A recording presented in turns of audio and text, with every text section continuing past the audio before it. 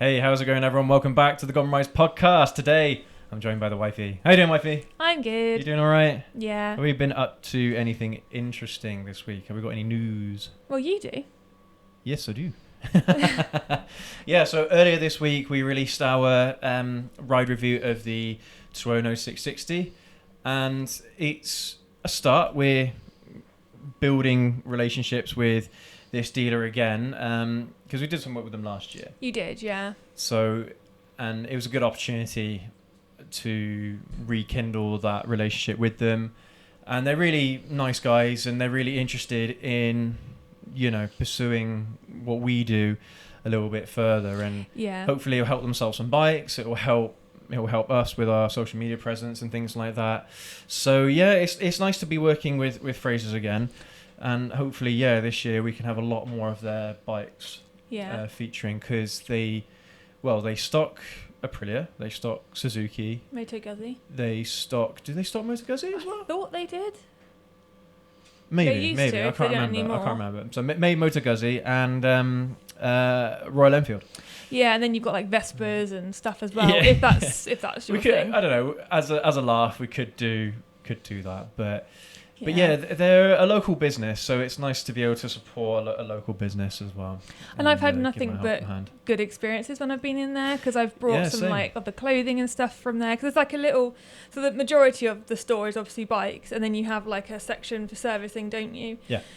And then at the back you've got helmets, maybe not helmets. Yeah, but helmets, boots. Attire, clothing. Yeah. They've got pretty much everything there, and they also have a parts store. Yes, as well. Which so you can buy oil filters from them, brake pads, the general wear and tear stuff you can buy from them as well. Because they used to be a Kawasaki stockist, didn't they? Yeah, and then when they stopped being Kawasaki, I went down there and got us a bunch of Kawasaki stuff reduced down. Because I could, and To be honest, it wouldn't surprise me if Kawasaki Yamaha come back. I know. I was just thinking that because of completely. Yeah, because since completely went under, now. Apparently there's no, from here anyway, there's no Kawasaki or Yamaha for about 50 miles. Do they stop Honda? Miles? No. So Swindon would be your closest. Honda. Is it Honda in Swindon? Well, yeah, because that's their headquarters, I think, is for Honda. That's Honda cars. Oh, I thought it was motorbikes as well. No. Well. No. They don't. As far as I'm aware, they don't make cars there. Do they do KTM? It's in Tewkesbury. So you never know, but they're such nice guys in there, because we've brought a few bikes from them, haven't we? We have, and they've been really, really nice. They've been really good. Allow us to, because there's also like another section. So you've got the main store here, and then if you come out the main store, there's like another section at the back, and that's where they have a bunch of other bikes, including their 125s. Yeah, so they have used bikes in there as well, some older ones, things like that, and and then they've got an upstairs where they keep the 125. Yeah, and I asked, can we get this bike out? And the guy was like, get whatever you want. Are you happy? And I was like, well, I've got him, so it's fine. And we got a few bikes out and sat on them, didn't we? And any questions we had, they answered. And they're not. Another thing I really like about them is they're not like really pushy. You get the sense that of course they want the sale, of course they do, but they're not like pushing you into a decision that you may later regret. And I appreciate that when I'm making a big purchase. I think it depends. I think some people like the hard sell. Do you really think? I don't. It makes me uncomfortable. Makes me so uncomfortable. Because I think people feel like they get more value for money when they get a hard sell, because the seller's trying to sell them so much or sell them a good deal or something. I don't know. Maybe that's just me. I like being given the time to really think through without feeling pushed. So that's our news for this week. Hopefully, in the near future, we'll be getting on some more of their bikes and having some fun, working with them. You'll probably see me if you follow Frasers on Facebook. I can't remember if I've got Instagram or not, but if you follow them on Facebook, you'll probably see me there. They do have Instagram. Oh, they do? Okay. But it's Frasers Motorcycles. But one thing I would say is be careful when you Google them, because House of Frasers, the clothing brand, now goes by Frasers. It is spelt differently, that's the only thing. But if you search one and you get the spelling wrong, then it'll give you something you're not after. So... Yeah, so big stuff, and I'm glad to Exciting. be working. Yeah, exciting. Yeah. I'm glad to be working with a main dealer again. But anyway, so the main topic of today's podcast is going to trigger a lot of people. I know this already because we're going to be discussing the not necessarily the most overrated motorcycles, but the most overrated motorcycle classes. Okay, so when you think of a type of motorcycle, and like, you know, if a lot of people think, oh, that's going to be an amazing bike, it isn't necessarily going to be an amazing bike just because everyone says that they are really good. I've ridden better. Fair enough. Okay. Well, you're the one who's got the experience out of both of us. Well, that's the thing, and perhaps the biggest thing that I've learned over the last couple of years is, like, because I've ridden all sorts now. Yeah. All sorts, from the same brands, from different brands, and the variety is insane. So no two bikes are going to be the same. Like if you like, a great example is the Honda Rebel 1100 and the Vulcan 650 from Kawasaki, right? So two different brands doing a very similar thing with a very similar kind of bike, and they both ride totally differently, even though they're both cruisers and they're both very, very good in their own right. But they're by far not the same. Yeah. Absolutely not. And so if I ever get a chance, hopefully in the near future, to have a go on a Harley Davidson, I'm pretty sure I'm going to feel the same way about those bikes as well, that they're all different. But so even though some of these bikes in these classes, this isn't going to be a general rule of thumb, by the way, some of these bikes in these classes could be very, very good, but on the whole, the majority, and this especially is going to count in modern era motorcycles, they're not going to be that great. Okay, on the whole. And if you are considering buying one of these bikes that we are talking about today, or this particular class of bike, I would recommend that you check out some of the other classes that we're going to be mentioning today, because you might be surprised at how much better they are than the bike you're trying to look at in particular. Okay, this isn't designed to make anyone mad, by the way. This is mainly going to be quite tongue-in-cheek, because I like all bikes. Yeah, you do. You're not really fussy, You know, are you? I enjoy riding all types of bikes, no matter what style, no matter how they look, no matter how they're powered or whatever. I have my preferences. Of course, everyone does. At the same time, I just love bikes. Okay, so this is coming from a position of love for the hobby, all right, and passion for the hobby. But I suppose it gives everyone a bit of an idea of what to expect as well when they're just about to jump on one of these bikes. You know what I mean?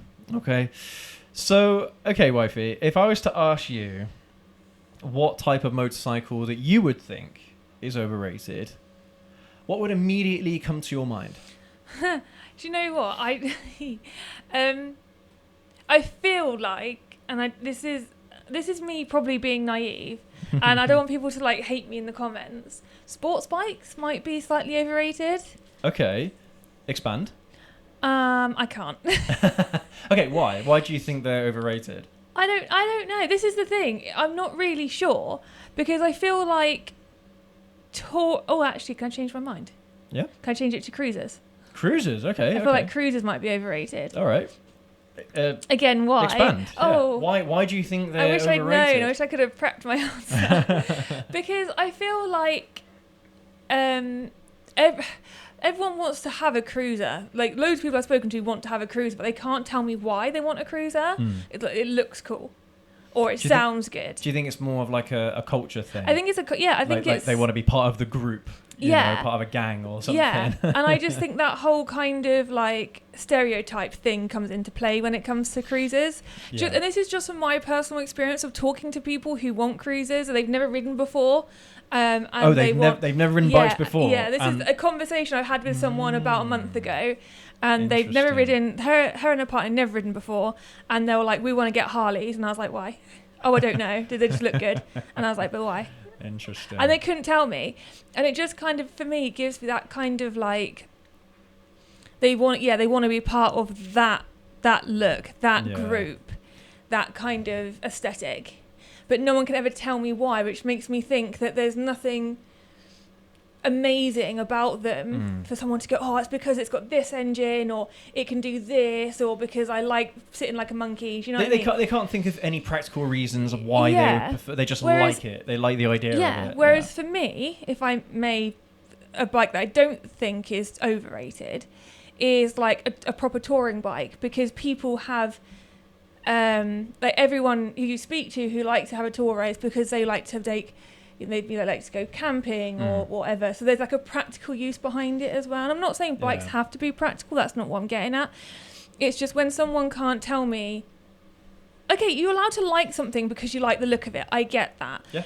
But when someone wants it because they want to do Route 66 on a Harley, fine. A stereotypical thing. You do you, but like I said, no one's ever been able to give me a real reason as to why. I think the problem is, I say it's a problem. It's not really a problem. It's just that, your likes and dislikes. Yeah. Right? Like everyone's going to have that initial kind preference. of desire, preference for something, even though they don't really know what it's about. They don't really know what it is. They don't really know what it's like. They got no idea. But you have that kind of innate desire or preference, for that particular bike. Go on. Do you agree with me or not? I have a roundabout answer for that. Okay. Straight to the point. No, I was going to say something else, but sorry, I can't remember what it was.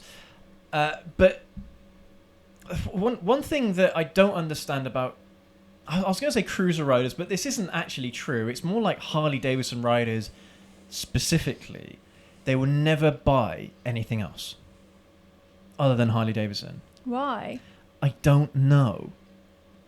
I don't know. Like, okay, look, you guys all know I like Kawasaki bikes. Or I like Japanese bikes in general. You guys know that. Okay, you'll have to be careful because someone's going to say Mr. Kawasaki in the comments. But honestly, my favourite bike over the last year has been that Daytona. It has, yeah, that's true. You know what I mean? And that's my first Euro bike ever.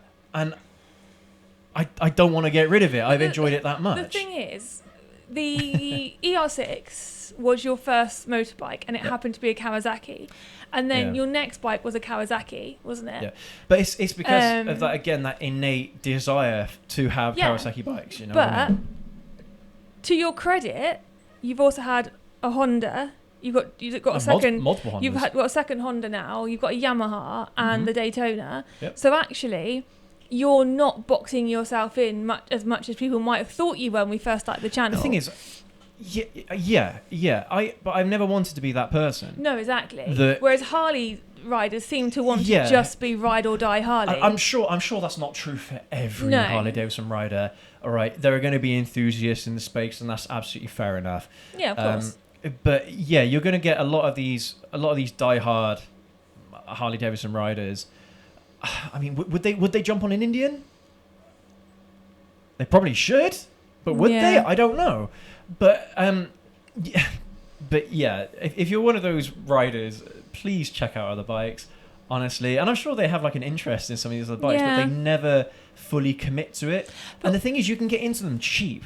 Any other bike, you can get into them so cheap, like $2,000, $3,000. You get yourself something really good and have something that is totally different to your Harley Davidson riding experience. But also, if there is anyone in the comments who is like a ride or die Harley rider, just let me know why. Like, what is it that stopped you from going to other bikes? Is it, that you've tried them, you don't like them? I'm not. This is a safe space. So it's no judgment. I'm just curious. It's not judgmental in any way. It's a curiosity more than anything else. Yeah, I want to know. I like to own a Harley Davidson one day. Yeah, I would. But I don't know if it's the only bike I'd ever ride or the only bike I'd ever have.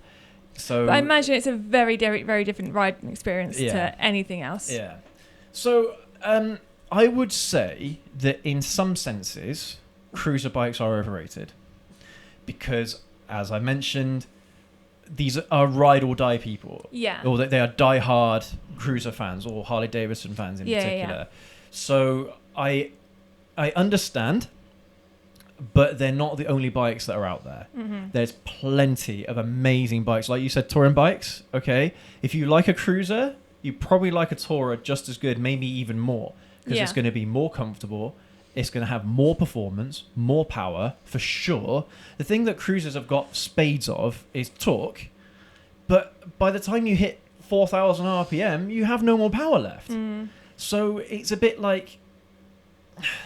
That's why I've always said you want a combination of torque and horsepower. You want torque at the lower end, but you want a high enough rev range that when you get past 5,000 RPM, you've got plenty of power to play with there as well. Yeah. And Harley Davidson bikes, for the most part, as far as I'm aware, correct me if I'm wrong, you guys, they don't have that. Right. And I'm a torque guy. I like torque. Okay, cruisers have torque, but when you ride bikes like the Rebel or the Vulcan, they have that torque, but they've also got that horsepower. And it's amazing. They are amazing riding experiences. And so even if you are a cruiser bike rider and you don't want to get anything else other than cruisers, it might be worth checking out one of those two bikes, a Rebel or the Vulcan, because they're amazing bikes. And they're classic looking. They haven't got loads of tech in the way and stuff like that as well, which again, I know a lot of cruiser guys don't like to have. They don't like to have that techie stuff, and that's entirely fair. And these bikes cater to that, you know. Or you could even look at some of the retro stuff as well, because let's be honest, like cruisers are retro, right? Even new cruisers, they are retro, and they're cool. They are cool, but they're not the only bikes that are out there. Yeah. So I would agree somewhat that cruiser bikes can be overrated in a section. So like if we're talking specifically about Harley Davidson, yes, I'd say it's absolutely true. Harley Davidson bikes are overrated, but there are plenty of other cruisers out there that are amazing and not overrated at all. But also, just to caveat that, when again you talk to people who have never ridden and they're like, I want a cruiser, and you go, what cruiser? All they can say is Harley. Yeah. They don't know any others, which I think has fed into that overrated kind of is that if they had to go on one of the Japanese cruisers first, one, it would be a great starting point for them, more entry level, but also they're amazing bikes, and they would know what an amazing cruiser would be at that point. So I feel like it's just there is this reputation for Harleys, and that's fine. There's nothing wrong with that. I'm not judging anyone who has one, but people who've never ridden and they think of the American road trip, they always go Harley. And look, I've been hearing lots of good things about Indian recently. Yeah, I have actually. So I think if any brand is going to start drawing a bit more attention from Harley Davidson riders, it's going to be Indian. I'm curious to see what they do with this space. And again, I'd love to own an Indian. Yeah, 100%. You know, there's lots of bikes I'd love to own, and hopefully one day I'll get round to it. But the list is ever growing. Unfortunately, or fortunately, yes. But yeah, okay. Do you have any other kind of bikes that you think could be an overrated bike? Now, I know I said sports bikes, and I just want to clarify what I mean by that. It's the first class that came into my head. Okay. To be honest, I like a sports bike. I do. But I feel like sometimes people go for them because of the way they look, but they can't necessarily handle them. So let's try and be specific here, because a sport bike is a lot of things. Okay? They can cover sport touring bikes, they can cover super sports, and they can cover anything else in between.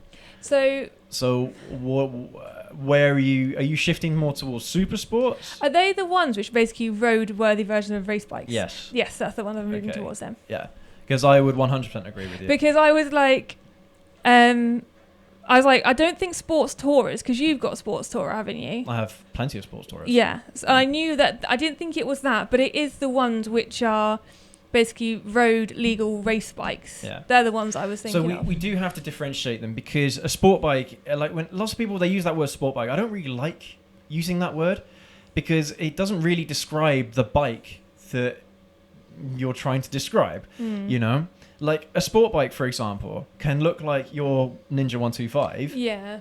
But it doesn't ride like a super sport. No. It's got that sport looking fairing, and that's great. But it doesn't have the awkward riding ergonomics to go with it. of a race bike. Yeah. Even though people would consider that a sport bike, it's not a super sport. So, you know, like there's loads of jargon in this terminology that you've got to try and understand somehow or navigate through. But let's try and be specific here. Yeah. So, super sports, I agree, are overrated, but a very specific kind of super sport. The reason why I say that is because the Daytona is a super sport. It's a thoroughbred super sport, and it's amazing. It's not overrated at all, okay? But then you look at a ZX-10R from Kawasaki. It's not that great. For street riding, not that great. Not really. Are any of the Yamaha R series? So this is the funny thing, actually, is that I would consider 1000cc super sports to be the culprits of this overrated. So the R1. Nature, yeah, the R1. But then again, you look at a 2000 R1 or a 2005 R1 or a 2007 Fireblade. They're different. They're different to what you get today. Because it's just so hard. Because again, 600s, may they rest in peace here in Europe anyway. 'Cause you can't. Well, I say that you can still buy a ZX6 from Kawasaki. You can still buy a CBR 600RR from Honda, but their days are numbered. But the 660, is that not 600? No. Oh, okay. No. This is why you've got to be so specific. That's okay? trippy. A 600 is a very specific type of motorcycle. A bit like a 1000. It's a very specific type of motorcycle. It's a high revving, high performance engine. Okay. And it's an inline four. A 650 or a 660, depending on the configuration, or a 675, all right, they're not 600s. They're different. The reason why is because they're usually parallel twins or they're triples. They're not inline fours. Although Honda, their CBR 650R is an inline four, but the same still applies here. They're not a 600. So the main difference is a 600 and a 1000 are revving to the moon. 14, 15, 16,000 RPM sometimes. Whereas the 650s, the 660s, 675s, they're not. They're maybe redlining about maybe 12, 11,000 RPM, maybe 10,000 RPM. Not a very high rev limit at all. And so the characteristics of the bike totally change. And this is the funny thing, is that a 600 Super Sport is very good. Yeah. And I don't think they're overrated at all. I think they're absolutely fantastic, and they make a lot of sense for street riding. And look, we are street riders, okay, on this channel. We're not track dayers or anything like that. So I'm not talking from that perspective. But for everyday street riding, a 600 is great. A 1000 is where you're kind of pushing it about what is practically usable on the road. And don't get me wrong, like, there's all the tech and there's the amazing sounds and the engine. They're all amazing bits of tech and amazing bits of kit, but they're just not suitable for street riding. Yeah. Okay. I have mentioned this before on a few other videos, but bikes like the modern day Fireblade, the modern day ZX-10R, the modern day Gixxer 1000, the modern day R1, which a lot of those you can't even buy anymore anyway in Europe and the UK. They will have this thing where, so they have like 14, 15,000 RPM redline, as I described earlier. So you go 100% on the throttle. Okay. Even like in first gear, 100% on the throttle. From 1,000 to 10,000 RPM, there's no power. Zero. Nothing. It feels like, it almost feels like, how do I describe it? Like an A2 bike. There's hardly any power in the first 10,000 RPM. But lo and behold, when you get to 10,000 RPM, you're doing 70 mile an hour. And that's when the power kicks in. So you can't, there's no power to play with from 0 to 70 mile an hour. Yeah. So by that point, you're already breaking speed limits. So you can't use the power. So it's all well and good having the spec sheet that says, 200 horsepower, 220 horsepower. You can't use it because it's all up in that top end of the revs. Yeah. And so that's why I think as much as people talk about them very highly and they're like, oh, special. They're not that great, to be honest. They're overrated. I mean, I've not ridden a Panigale V4, but I would actually recommend the V2 over the V4. Yeah. Because you're going to get more of that punch. Yeah. So it's a case of, do you want a motorcycle that, that, I don't know, you can brag about? Or do you want a motorcycle you can actually have fun with? Do you think that overrated bikes typically are the ones that even people who don't ride have heard of? Yes, these would be like the poster bikes. Yeah, so like maybe adventure bikes may not be on that list because not many people, unless you're enthusiasts, know what an adventure bike is. The funny thing is that these brands who are selling these bikes, they're not selling them very much. Yeah. Bikers are savvy people, They will understand when a bike is fun, and they'll understand when a bike is not worth it. Yeah. No, not meh. Like, great bike, but not worth it. Yeah. And that was the experience I had on the ZX10. And unfortunately, that is going to be the case across the board. All of these bikes that are producing 200 horsepower and above are basically non-starters. Now, okay, so there's a few caveats to this, though. All right? The Ninja H2. Yeah. Is produced. Oh, well, I was going to say H2R, but the H2R apparently is track only. Right. But the Ninja H2, the Super Sport H2, the first one that came out in 2015, I think it was, that's a different kettle of fish. Because, yes, you've got that top-end horsepower, but because it's supercharged, you're getting so much more torque at the lower-end RPMs. Take my ZH2 as a prime example. It uses the same engine as the H2 Super Sport, and it reacts in a very similar way. You're getting loads of power at the bottom, you're getting loads of power in the middle, loads of power at the top. And that's where these super sports, a traditional super sport, a naturally aspirated one, falls short. Yeah. They just don't have that. So yeah, the H2 line is a very specific type of motorcycle because yes, they're a 1000cc, well, 998cc. They're an inline four. They rev semi-high, 13,000 RPM. I think, off the top of my head, I think it's about 12,000 RPM. So that even tells you that this isn't going to be like a traditional super sport because it doesn't rev to the moon. Yeah. So, there are caveats in a lot of these things. And to be fair to you guys, if you enjoy riding a 1 litre super sport from the last 10 years and you enjoy it, that's great. But yeah, fair play to you. But give a bike like a 1000 SX a go. Yeah.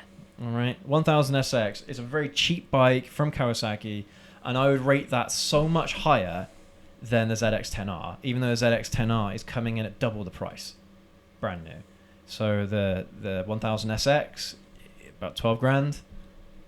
The ZX10, I mean, you can get like a ZX10 for like, I think 18, 20 grand, something like that on the road. But then you've got the ZX10 RR, which I think they're hitting about 25k. Very expensive bikes. So the thing is, I'm one of those guys that's all about bang for buck. Yeah. And a 1000 Super Sport just doesn't give you the greatest bang for buck. And you could make the argument about Harley Davidson as well. It doesn't give you the best bang for buck. There are cheaper cruisers out there that are arguably more fun. Fun per dollar, fun factor per dollar. I mean, that's one of those things that only you as the person looking to buy a bike can work out yourselves. But yeah, if you're buying from new, especially, don't look at just one bike. Look at 2 or 3. I think it's, to put it in terms that are familiar to me, why buy Louis Vuitton when you can buy Zara? Get the same thing or something that's just as good. I guess for so. a lot cheaper. Yeah, I guess so. But yeah, it's for me, I think those are the 2 main ones. Yeah. Because every other bike that's a road bike has a very specific purpose and a very specific audience. So how can you say they're overrated? So I passed the test then. Oh, well, yeah, I think so. I think so, pretty much. You probably heard me babbling on about that kind of stuff before anyway in conversations. So that's probably where you picked it up from. But yeah, that's just my opinion. All right, it's just this video is. It's just opinion. A humble opinion. It's totally subjective, and as much as a great example actually of to kind of word this right. So you get yourself like a Ferrari, maybe like I don't know what's the latest Ferrari. I don't know. What's the latest model Ferrari? I don't know. But you get yourself a Ferrari. How much are they going to cost you? £1 million? Quite a bit, yeah. All right, maybe a bit more than that. At least hundreds of thousands of dollars, right? For a Ferrari, or even a Lamborghini. Let's look at a Lamborghini Murcielago, or what's the latest one? I can't even remember. But you look at one of those cars, okay? Everyone wants one. They're really expensive. They're very premium. They're very nice. They're very flashy. They've got that engine. You know, they've got everything with them. But you're going to tell me that you're going to have as much fun in one of those cars as you would do in a hot hatch. Well, yeah. You know what I mean? You're paying for looks at that point, aren't you? Like, if you get yourself a Honda, a Type R, a Civic Type R, of this generation, the last generation, how much is that going to cost you? 50 grand? 40 grand? Yeah. Something like that. Used, maybe 30 grand. 350 horsepower, plenty of enjoyment to have, and a nice car as well. Lovely interior, everything's nice and premium.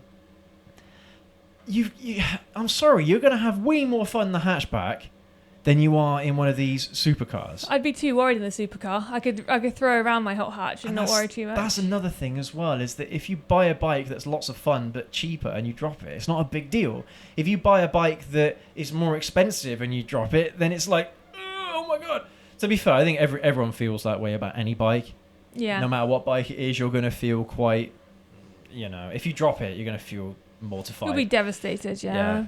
But I think that's a good parallel to make. I think it is, yeah. Because when you look at the ZX10s, when you look at the Panigale V4s, when you look at, I don't know, the RS V4s and what have you, all these top class super sport bikes, they're kind of on the equivalent on the spectrum. If you have a spectrum of cars, a spectrum of bikes, they're on that same level as each other. The Ferraris, the Lambos, the Panigales, right?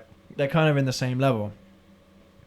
But honestly, you're going to have more fun on a 1000 SX, which is the equivalent of a Ford Fiesta ST or a Ford Focus ST, or maybe even a Mazda MX-5, or a I don't know, like BMW 3 Series. You're going to have more fun in those cars than you are in the top, and the most expensive stuff. Excuse me. All the stuff that's nice to have, that's great, but you're not going to have as much fun in it. I don't think. For very similar kind of reasons. But, yeah. I think that's going to do it for today's podcast, everyone. You let us know down in the comment section below what you think. And maybe, are there any other overrated bikes or overrated classes of bikes? Let us know down in the comment section below. Maybe we'll talk about those in the future as well at some point. But thank you ever so much for joining us today. I hope you've enjoyed it. If you have, please go ahead, leave that like, hit that subscribe button down there, and don't forget to hit that notification bell, and we'll catch you all in the next video. Everyone, take care, ride safe, have a good weekend.